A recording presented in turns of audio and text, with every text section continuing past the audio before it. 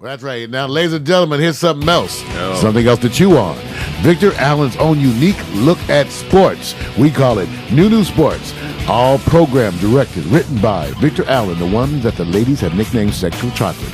Ladies and gentlemen, here he is. Here's Vic. Yeah, Victor Allen. Yeah.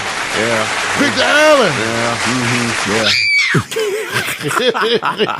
How's that? It's all right, man. When we had the woman in the studio, she didn't scream. That's okay. I'm not mad at you. That's on you. That's okay. Hey, you guys, welcome to New Sports. I'm going to get you right into it because, like I said, Mario and I can talk about sports all day long, but you guys need something to select a word device or something from and go, I don't agree with you. That's the word I'll pick, whatever the case may be. Right. So what I came up with was something called the terminology that people can understand when we're bringing a story.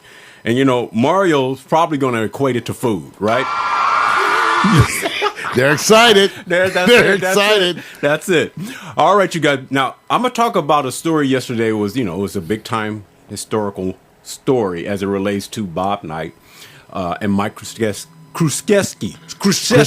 Don't read it. Don't try to read it. Just say it. Krzyzewski. That's what everybody makes the mistake. They try to read it. I said it. I don't even look at it. I just say it. No. I wasn't even. Guess what I was looking at? Because it looks Krzyzewski. Krzyzewski. There we go. Hey, you guys, this is the funny part about it. Try to say his name 5 times. It's hard to say. So I'm going to just say Coach K, because I love what they did with it.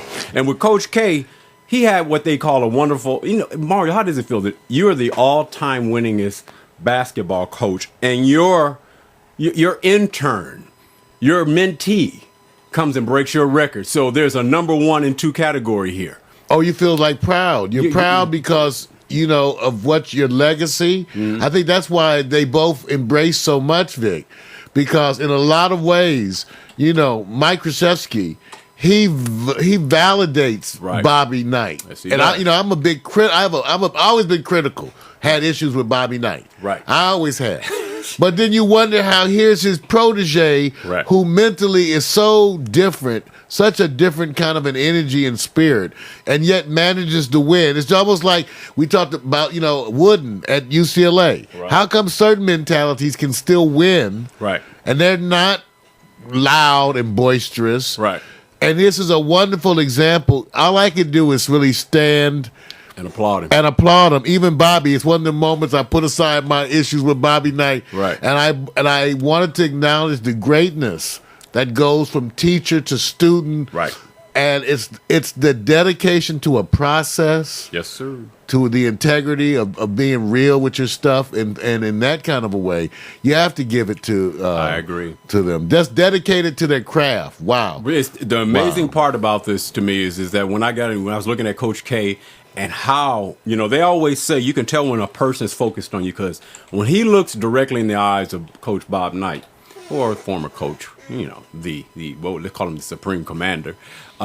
I'll say that he's doing it because it's out of the love and how much they shared and picking up what he taught them. Now, it's so funny listening to the interview that they had. He said, don't think that I haven't used the words that you have used. And I started using them before you did, but you got the reputation of using it in a different way. So the part that's real is, he's no angel. He's just saying that I have a different way, but I picked up your principles, your teachings. I listened, and I love the game for the nuances. And he's not following our media Monday morning quarterback analysis position where we can turn around and just peel it away. Now, before I get even further, let me just say this. 903 is the record.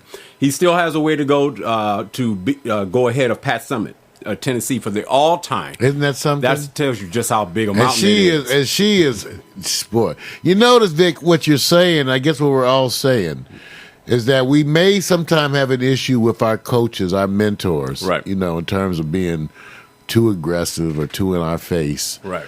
But we still love and honor them based on their dedication to the craft and the art and how hard they work. People say, Vic, that we can be kind of, right. Me, maybe more than you, but people say that we can be demanding here too. But it gets back to the same old thing about dedication to the craft, right? To working hard, right? To be exceptional is to do exceptional things. I don't think I've gotten there, and I have a long way to go. But I'm going to add something to this because there's a lot of story behind the Bob Knight thing because people are going to look at it for other reasons. I don't endorse all the colorful things that he's done. I just say there's a way to go through the teachings and the process and become a great coach, and Coach K has done that. Now, whenever we paint a story on somebody, we also want to recognize the other side. And the other side is that you got to look at these terms that I may not think they fit you guys, but I'm just going to say this. Our segments here are going to include terminology that says ballin', upset. Now, wait before you go any further. I got to show the visual aid. I know. Ballin', here's your visual aid. Upset, let down, whatever. Big pimpin' for the ladies. And the reason why we're doing this is because sometimes sports may reflect life, whether you're in sports or not. And if you don't care about a story, just put it in whatever category. And if you don't like the story, whatever. If you're not interested, whatever. But the other conditions may apply. I'm just going to say this. Before we go any further, I'm going to ask a question. There is a Mount Rushmore of NCAA basketball coaches. I'm going to ask you, who is, when you want to rank them, the greatest all-time NCAA basketball coaches? And I have Coach K, Bob Knight, John Wooden, Adolph Ruff, Dean Smith. Now, there's some others that could be included, Larry Brown. But remember, I said second NCAA. tier. That's they are great. Yes. They'll be in the Hall of Fame. Right. They will be. But Vic, you kind of got you got it encapsulated right here. Right. I agree. It's just ranking them. Well, to me, I got to go with John Wooden, number 1. Okay. Dean Smith, number 2. Okay. Mike Krzyzewski, number 3. Bobby Knight, number 4. And Adolph Rupp, number 5. Right. Now, between Coach K and Bob, they have 7 titles. I watched a show where they were coloring who's the greatest coach in college and NCAA athletics. And they voted Coach K because he's done more. More titles and more. Yeah, he has. And actually, even when you look at Bobby Knight, there's a couple of categories where he's got twice as much. Right. So you're actually in a position where I said, if you want to talk about the pyramid of success, well, John Wooden didn't have to go through a lot of what they call the NBA. It was just not crossing over the same way. Different time. Right. Coach K came in, and I'm going to say this. I'm not taking away anything from Coach K. I think he has a doctrine that works so well. It's about the people, and it transcends. But he also, when you actually have a league of superstar players who are not excited about playing the gold medal games the way they are getting their paychecks, and he comes in there and instills the quality of what they could doing. He just got them to come up to the level. You're talking about when he coached the Olympics. That's right. What we kept hearing, right? We talked about. We kept hearing that the NBA spoiled. They could be spoiled at times. Right. That they were enjoying him and rising to the. He reminded them of why they played basketball, as opposed to it's a different thing. See, that's why I said I'm gonna give him credit for getting them to say, okay, let's make this important. Let's step up. I said, so really, what happened is I got to be careful. You went to get them to a point where they used to be because they got away from that point some time ago. I don't know if you're still that type of coach. When you get into the NBA and you have to deal with these individuals one-on-one, contracts, all the contract negotiations, all the things that come in peripherally. See, when you actually say, I'm going to a team that's already selected as players, and all I got to do is go over there and coach X's and O's, I applaud you. But when you become the coach of an NBA team and you can pull that one off, you are the Mount Rushmore. And Vic, Vic, you know what? They define it like that, even though I'm not so sure I always agree. In other words, what I'm saying is that they define the pinnacle of coaching as being in the professional ranks. Yeah. I'm just not sure I always agree. I know. That's all I'm saying. Especially with the college coaches who you hate to, but before the controversy, right? Joe Paterno. Yep. The college coaches like that who go these years and years of a different kind of a level of consistency.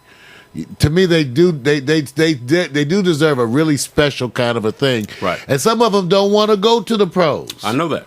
Don't want to coach pro. Right. But I think the challenge that most college coaches do this, or most coaches go like this. They're not going to the pros and say, I can't wait to get to college. They know the ultimate is to go in there and say, it's one thing to coach the students because they're motivated by a different condition.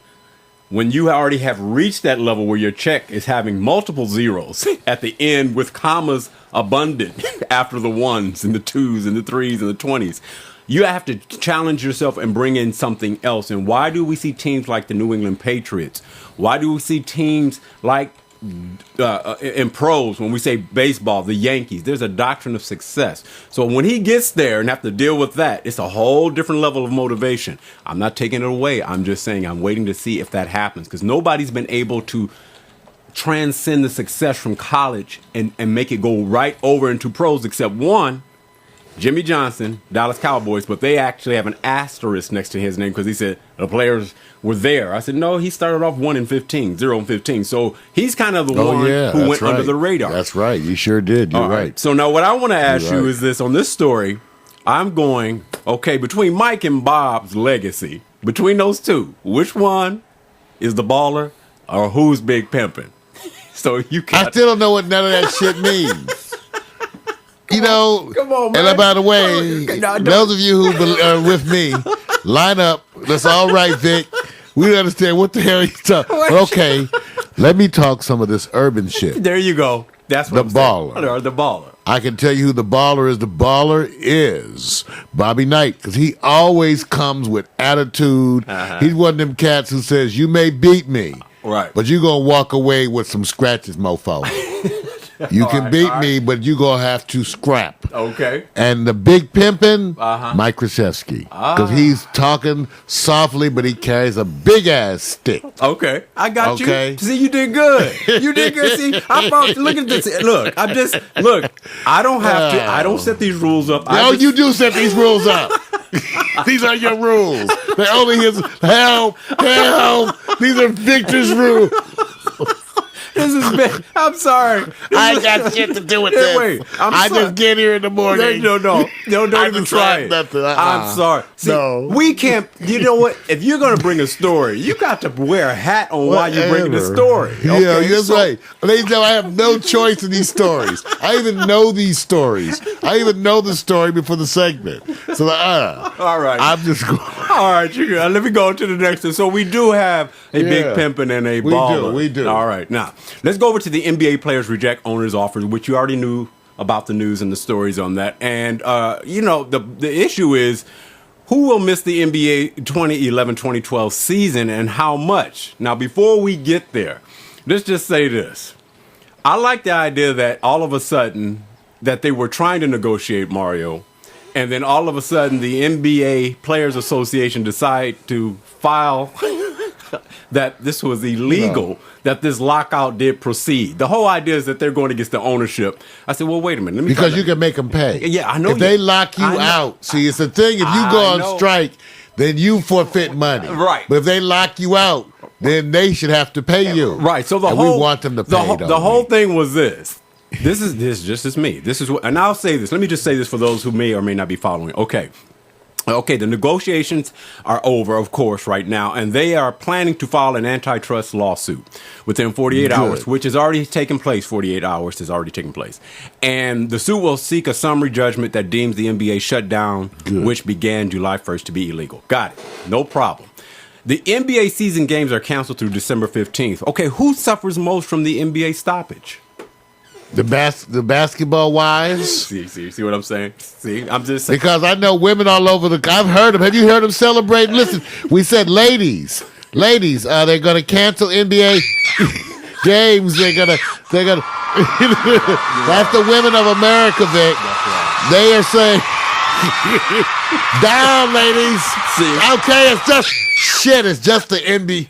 See what I'm saying? Women are happy. Because now what they're doing, they're planning your weekends about what you're going to do. Let me say something. They're going to make you shop for window treatments. Watch this. They're going to make you shop for window treatments. I'm going to get to that because Mario made a good point, because I think he's going towards the selection for the ladies. This is, when they went NBA, I thought about this. I kept saying, well, the women are going to miss the jocks, but there's only a certain group who miss the jocks who actually are into it. That's right. The sport bars and everything else. And I said, is this for the ladies? No, because they won't be able to follow them. But then the rest of them who are at home, their husbands, their boyfriends, the ones they're dating, are going, I got more time. 82-game season is gone, baby. You're going shopping. This is for the ladies. So do you agree? Yes. It's for the ladies. They're thinking about it right now. Because you know what? Because I just mentioned stuff, and you can see their little mind start to work. Yes. I was just at work mentioning, I guess, no NBA. And some of the women were like, oh, yeah. Yeah. Oh, yeah, he could do that garage. I've been waiting for him to do that garage. Thank you. And he can help me. I told him to help me put up those shears. Right. So you're going to be putting up some shears. Now, let me say this. That's a bitch. I agree. It is for the ladies as it relates to our conditioning. We are men who's thinking that, women are going to run with this because men can't use those excuses. I'm going to the sports bar after work or whatever the case may be. Let me tell you where the loss is going to be at this. Terrible. There's a huge amount of people who work as workers as a result who will be losing their jobs. Hooters is going to suffer? No, we're talking about the NBA administration workers who work, who will now be laid off, if not already has taken place. There are a lot of people who are not going to have jobs. They could keep paying you if you're an administrator. See, they could. See, this is another example. The NBA got some deep pockets. They can keep their employees on tab, have them doing some stuff around the crib. Look, if I was trying to paint a face of who's the bad guy, because everybody's saying this right now, there's two stories going on. One is millionaires fighting billionaires. It's hard to pick a side. The other side is that they're saying, well, who's going to make the gesture that says, hey, we're looking out for those who are getting hurt by this? Well, here's where greed comes in. Imagine that any position said, let's have a small fund we contribute to the workers as much as we can for those who are in need. If you want to have a media blitz to show that you're thinking about them, I'm shocked that neither side is trying to attempt that. I understand the billionaires because they're super greedy, okay? But I'm wondering how much it would cost to say, we're going to cover your employment extended about 6 months or 8 months. You know how much that's going to cost? Not much. It will cost more to pay the host of those lawyers or attorneys representing your arguments. I'm shocked that you won't see any of this. So they're still leveraging, and they made it personal. So Stern calls out Hunter to make him look like he's the villain. Hunter and Fisher call out Stern. So they're doing it by name so you can look at an individual and not just a company or organization. Take it to the next level. So Mario, what do you think about it? Do you think that there's more losses here that are not being registered here, and we're just focused on the billionaire-millionaire fight? Well, I think there's a bunch of losses that we don't think about, and you're totally right with mentioning the people who are affected, the people who work at the hot dog stands. Mm-hmm. As you go, like we say, the shit goes downhill. Right. And at the bottom of the hill is a big-ass pool of the shit. Some people are right in it. Right. And this is what happens, unfortunately, and the people who are affected, all the workers, they're collateral damage. Right. But like I said, unfortunately, do you think the women, the housewives out there care? Yeah. Did they even give a shit? No. You don't care that the NBA being canceled means that it's going to be a suffering for the little men. All you can think about is getting your hubby, your significant, to either clean the garage or go shopping with you for window treatments. Okay, so I'm just saying, you should be thinking like Vic just pointed out about the collateral damage. Ladies, you should be ashamed of yourself for being selfish. This one's for the ladies. Get off of it, girls. Who needs window treatments anyway? It's not the message I was sending. I actually put a serious spin on this. I'm actually concerned about those workers who are going to lose their benefit and wages. He's worried about the doctrine of women who basically are taking advantage of time available to them because a lot of people won't be able to enjoy the sports window and display. That's okay. We're going to see which one affects you. All right, we'll do. A bunch of men know. They looking at their old ladies like this right now, thinking, "What you got?" I'm not doing no window. Mario, you right. I'm getting the hell out of Dodge. I'm going to go play golf. All right, you guys, we're going to go over to the next one. The next story is a very simple one. When Mario rolls up, because I know he's watching something else, but I'm going to leave it alone. I'm looking at Facebook, the people who are writing, and I'm posting that you are doing wonderful and that the hot picks are coming up next. Right. Let me go to the next story, you guys. Green Bay quarterback Aaron Rodgers is in a league by himself. That's question number one. Is he in a league by himself? Number two, let's just go on and give props where props is. We just forgot about the game the other night against the Vikings where they slammed them 45-7, and he threw 4 touchdowns and no interceptions. So let me just start off with the question at hand here. What are the chances the Green Bay Packers, this is question number 2, will go undefeated? So here's it is. 2-part question. No. You know what? Stay on point. Stay on point. I always thought we didn't say Packers. Okay, you know I think of fudge Packers. First of all, you use that for your social political statement stuff, man. Let me just say what the matter at hand. You got a 2-part question. First of all, is Aaron Rodgers in a league by himself? Because the argument at the beginning of the season was, of course, Brady.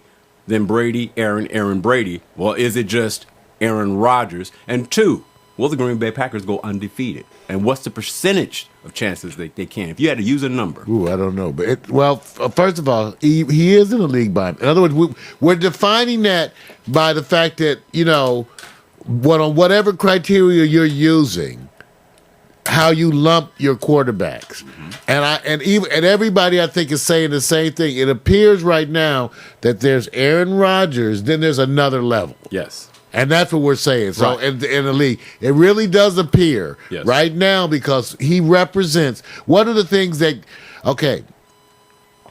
in terms of accuracy, he's right at the top or next to the top. I think he's at the top. You could argue about Brady and maybe even Drew Brees, who's also very accurate in terms of what they're doing. Right. But when you add in the mobility factors, that's awesome right now. No one has that combination right now of accuracy and mobility. Absolutely. And it just appears to make it look way, way, way, way too easy. Right. So, no, it's Aaron Rodgers on a level by himself. Then on the next level, then you even still have a debate where you have Tom Brady. Right.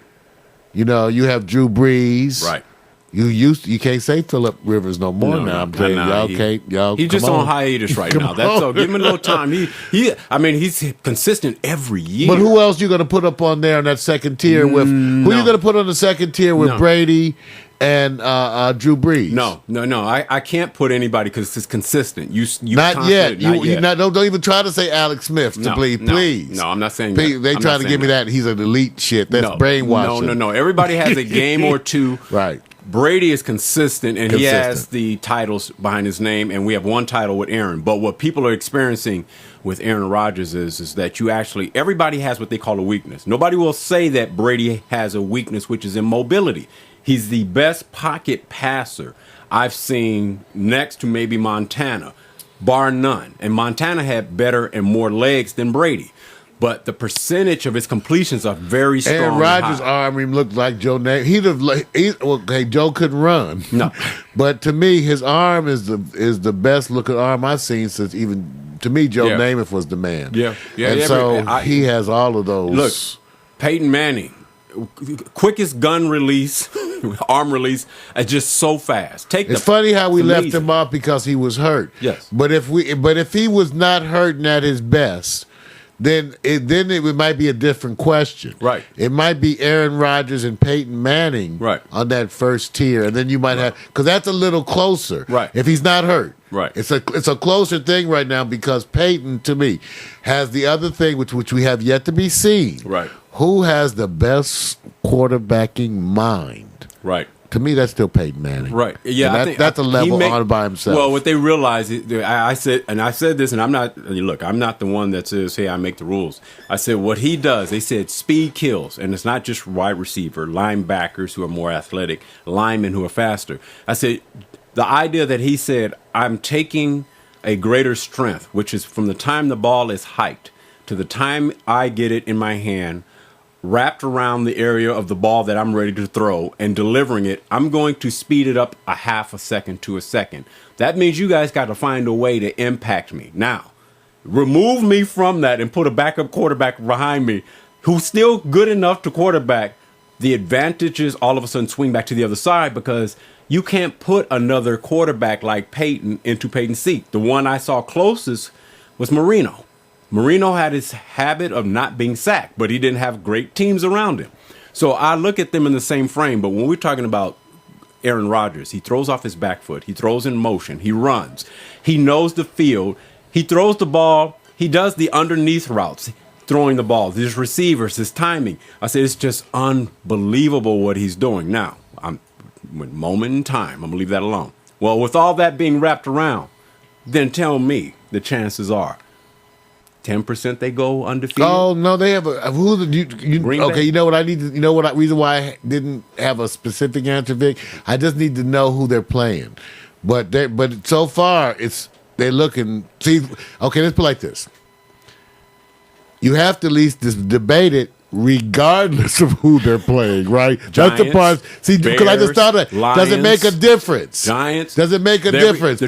Name whoever you want. The two teams that keep popping up. Right. Giants and Bears. And the thing that you go, like I said, Lions. this shows you how strong the team is looking, right? Right. Because that's what I was realizing. It didn't make me any difference who you name. All right. It still has a good chance of going undefeated. Okay. So what'd you say, about 20%, 25, 50, 30, 10, 5? What are you going to get? I think it's a 50-50 chance. I think There's a way to calculate this, by the way. Yes, it is. You have to first determine the chance of each individual one and then multiply times each other. See, here we I go. did well in See, I know what he's doing. school in that Right. class. He did very good. And at the end of the day, the numbers you can throw up and get lucky. And they got a commercial. Exactly. He said, well, I love this commercial. I ain't going to tell you the artist. He says, I'll make it rain up in here. That's what you're doing right now. Make it rain. All right. Now, with that being said, we got a two-party question.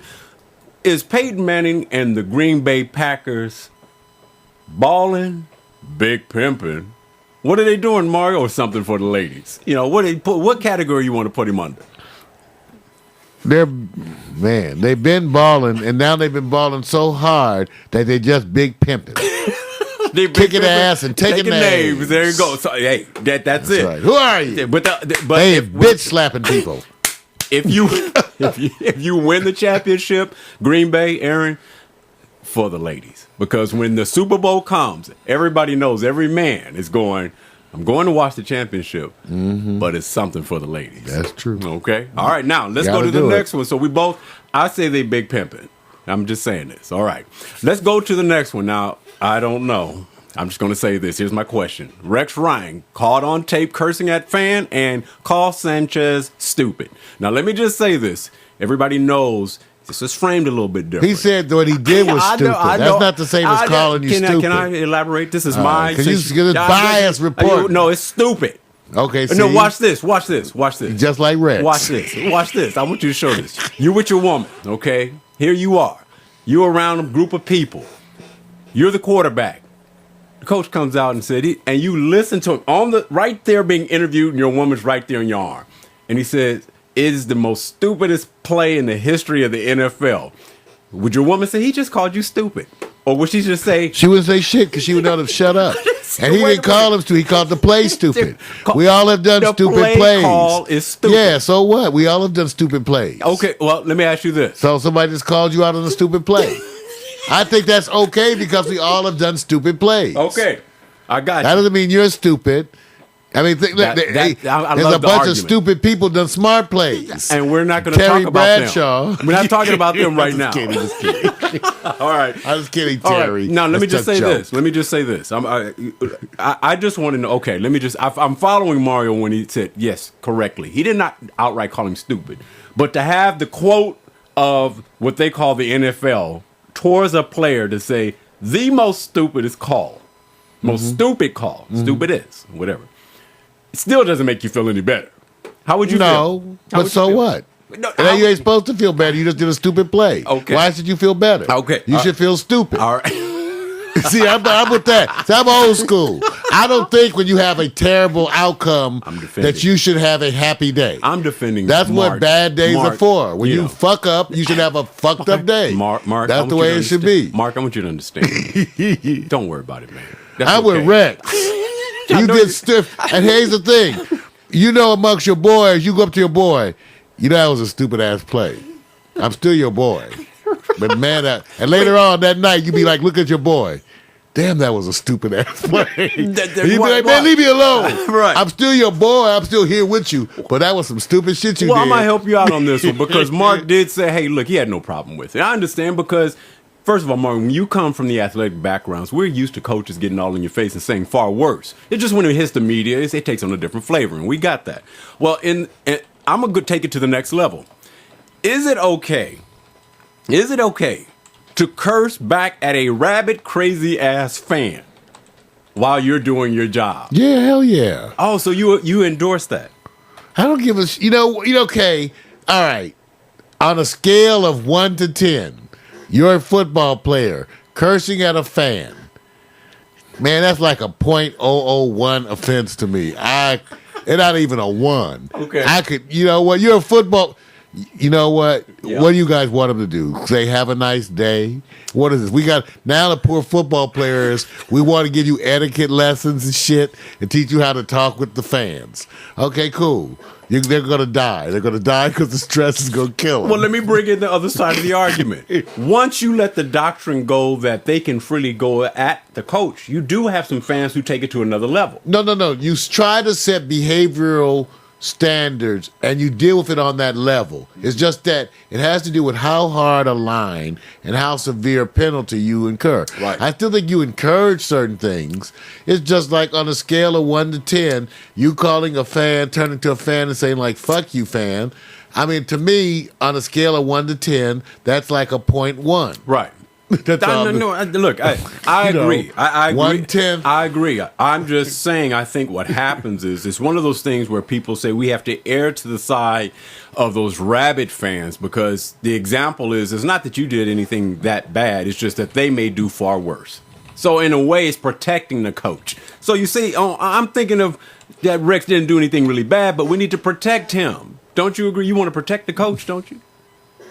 No. See what I'm saying? See what happens here? I'm just saying I throw everybody into the bus. All it's right. okay to say, it's okay to tell your player he did something stupid. Right. Because that's the way I might say, what the hell? Can you remember Bobby Knight? Okay, there's some famous scenes of coaches too. My man in Temple, Right. of pulling people from the game. Right. And you can see what they're saying. They're not just saying that was a stupid play. Right. They're like screaming and cursing and spitting. Right.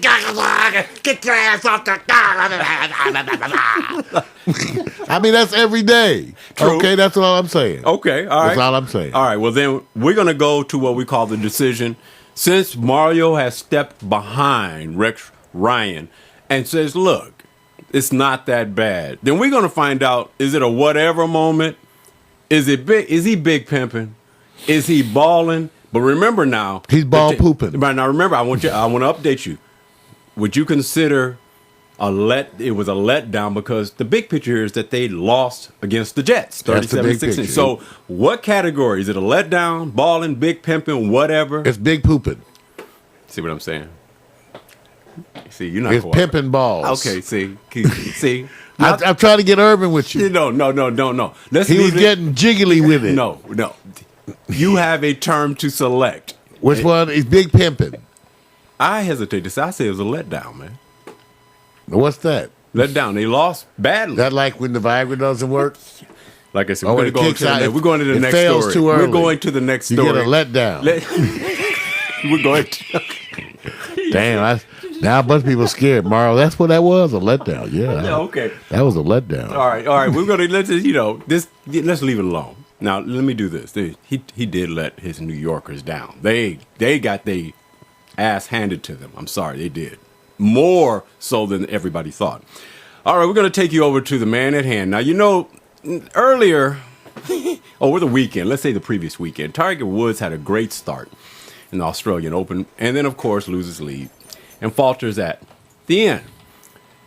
I believe it felt good leading the first day, but the rain cometh and karma came with it. Is this karma, Mario, that's being delivered to the man who had something for the ladies? See, why you want me to say that? I'm just asking you. You can say no. LT Gray. You can say no. You know what? You can say okay, no. Here's the thing. Karma can be A, everybody's wondering that, though, right? Yeah. I mean, in other words, that's a wonderful question because either way you feel about it, you at least wondering it. Yes. I mean, everybody totally is wondering it. Yeah. Is Tiger meeting self? Is this a karmic moment? Yeah. What goes around? Because when you're not pleasant to people, Yeah. one day they say you got to see the same people you saw going up. They say you got to see them while you're going down. True. So he was not pleasant to people. So now, are you going to be surprised if people are not pleasant to him? Well, no. Yeah. And then to me, you reap what you sow. Do I feel bad for it? No. Yeah. I mostly like to just stay out of the way of these things. I feel like while Lord is doing all his deeds, I step to the side. Right. So the lightning bolt don't catch me. Well, there's a tournament tomorrow that he will be paired up. And I forgot the name of the tournament. I apologize. That he will tournament. He will be paired up with his caddy and Steve Williams, the ex-caddy, and Scott, who he actually caddies for tomorrow. So it's going to be interesting because the media is going to swarm around that and see how they conduct themselves around each other over the latest controversy that they've already settled. But the question at hand here, Mario, is going to be interesting because we address, is this karmatic? Or whatever. Is that a word? Yes, I'm using. Karmic. I'm doing the Don Karmatic. King. I'm doing the Don King. These karmatic. Like one of those new Ron Popeil devices that.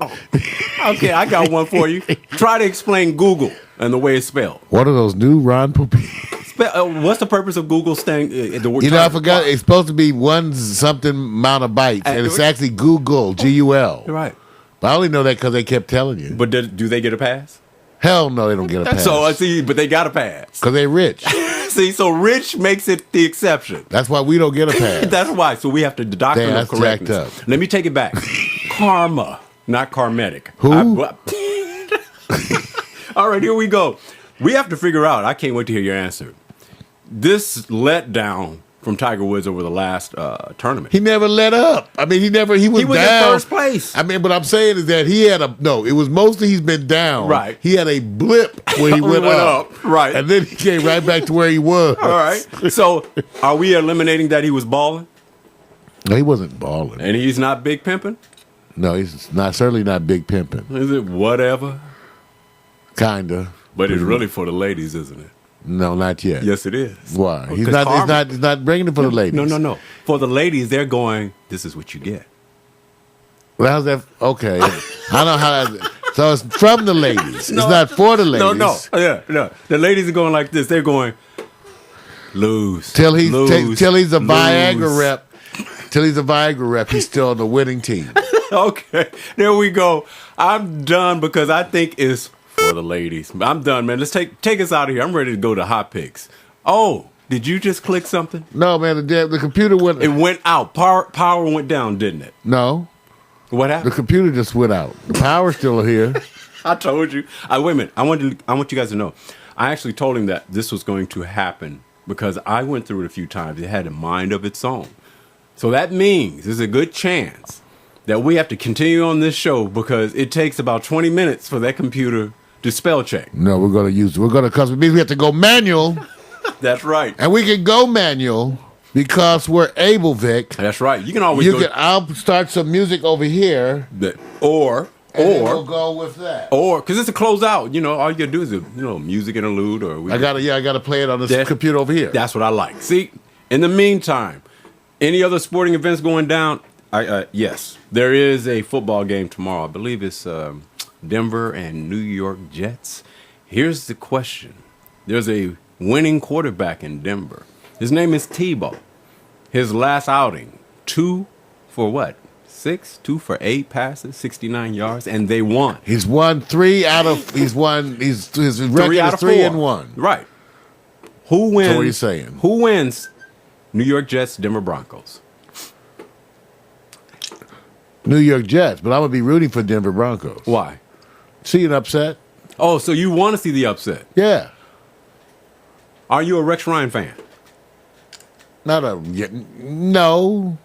Who are you more of a fan on? If you had to pick an individual on team. I'm more of a Jets fan than a Broncos fan, way more. But it's just that they can lose this one. Yeah, I see what you're saying, and they're right for it. I'm not one of the people who feel like you got to win all the time. No. Well, let me say this: the reason why I think it's Darrelle Revis said something very interesting. He said, "Did a great job, by the way, the other night, didn't he?" Oh yeah, man, he did a hell of a job. He shut Welker's ass down, and wasn't enough. And what did they also learn from this?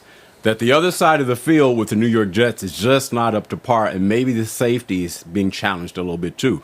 But the part that I realized that the New York Jets doesn't have as much is they don't stuff the run as much as they used to. And with that in mind, if Tebow's going to run and they say, hey, well, I am going to run, the issue becomes the same issue. Well, if you guys can't stop the run, I'm going to run. It won't be no surprise. That's what's going to be interesting if they say just run. Well, that's what I've always, what I've always said is that in part of the thing that I didn't like about the whole controversy was no one was willing to acknowledge the fact that you can adapt an offensive philosophy and go in a different way. That it's amazing. The NFL is faddish just like every other sport, right? And they act like you could only do that. They really act like a certain offense would never work again. I agree. Like you could never run the wing tee. Right. It just absolutely could not work today. Right. Well, that's just bullshit. Right. Anything could work. Right. It's just a matter of the ability of the players to survive. Right. Today's offenses are designed to protect the quarterback who's valuable. Right. Thank you is back from getting hit. And wrapping around a philosophy of change that everybody will embrace and adopt. And what happens is that Mar, you know this in your professional capacity. There are just people who are on board as your team, long as everything stays status quo. As soon as you want to interject some change, it's not that they can't adapt to it, it's just they push against it. And I think that's what was happening in Denver. Exactly. As a lead pimp, my professional philosophy showed me that sometimes these hoes want more. All right. And I say no. Okay. Some folks is about the money. Some folks is about the honey. Well, tomorrow's game will be a balling or big pimping moment and topped off with For the Ladies if Tebow in Denver wins. So we may get a For the Ladies moment. Another Thursday Night Football. Yeah, but we won't cover it until Monday. You ready? I'm gone. Ladies and gentlemen, that's Victor Allen. Victor Allen's New Sports. His unique Neil Urban look at sports. That's right. Are you ready for a download? Tune in for Victor Allen and New Sports. Yeah. That wasn't bad.